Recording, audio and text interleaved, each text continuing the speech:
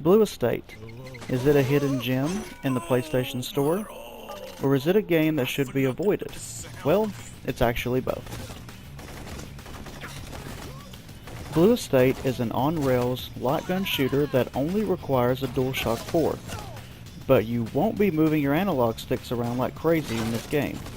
Actually, you won't be moving your analog sticks at all. The controls are simple: tilting the DualShock 4 to aim, pulling the right trigger to shoot while the left trigger will reload and take cover. You can see the whole controller scheme here. Unfortunately, you can't change the controls at all. People who are left-handed or prefer inverted controls won't be able to change these if they're used to something else. Other than that, the controls are great. Moving the DualShock 4 around to aim is surprisingly easy and intuitive. There is no lag while doing this, and it's very satisfying when you pull off multiple headshots. Recentering the reticule is easy too. Just push L1 or up on the D-pad and it's back in the middle. I found myself recentering every time I played, but it wasn't a very common thing.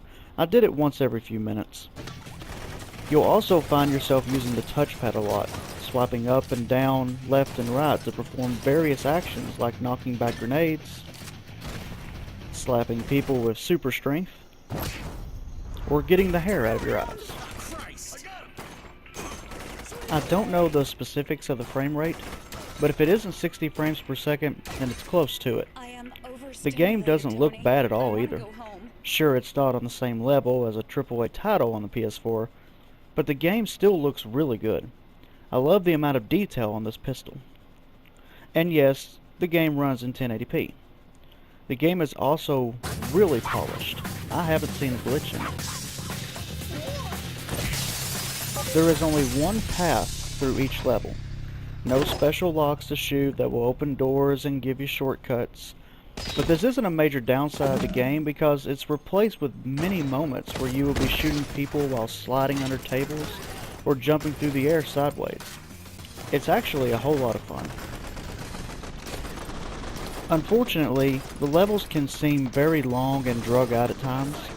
Some levels, like the cemetery one, feels paced really well. The 20 minutes it took for me to finish it went very fast.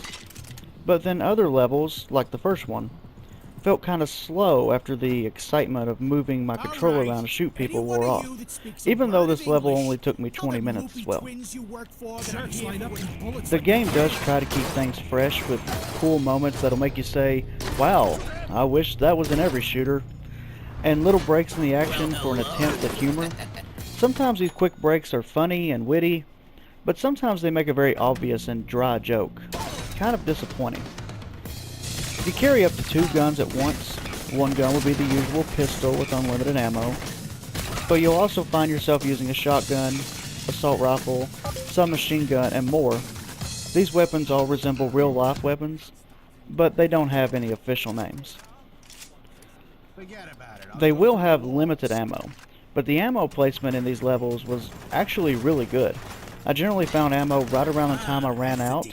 Just be ready to swap and pick it up. Blue Estate doesn't have any upgrade or unlock system in place. A missed opportunity in my opinion. I'd still be playing it right now, maxing out all my guns if it did, but since it doesn't, I really don't have any want to play it anymore after beating it. Not a lot of replay value here, unless you're a huge fan of light gun shooters. There are leaderboards and some hard-to-earn trophies though, but that's to be expected. Playing with 2 people is fun, but it's only couch co-op. No online here. That's better than no co-op at all, but still, online co-op would have been fun. It also kind of sucks that even after beating the game, if I want to play it again with a friend, we can't play all of the levels unlocked in solo play. So that cool moment I was wanting to show them on the last level is inaccessible unless we play through the whole game again in co-op. It's a small complaint, but I think it's a bad decision on the game developer's part. Blue Estate isn't just a game that is almost great. Blue Estate is a controversial game that is almost great. If you're a reader of my gaming blog, then you probably know I have a huge pet peeve of inequality in games. Blue Estate definitely tested my patience. This game has many moments where women are being treated as a sex icon, even on the title screen, and it has some racist moments in it too.